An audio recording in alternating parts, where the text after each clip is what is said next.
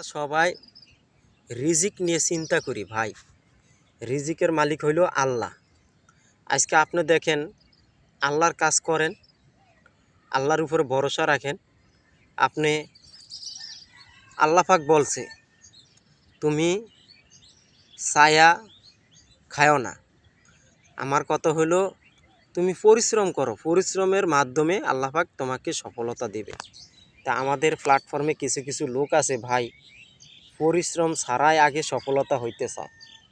হ্যাঁ, বাস্তব কথাগুলো বলছি, পরিশ্রম ছাড়াই আগে সফলতা হইতে চায়। তো কিছু কিছু অডিয়েন্স মানে কাজ ছাইরা দিয়া এই প্ল্যাটফর্মে আইসা ভিডিও বানায়, বিভিন্ন ধরনের ভিডিও বানায়।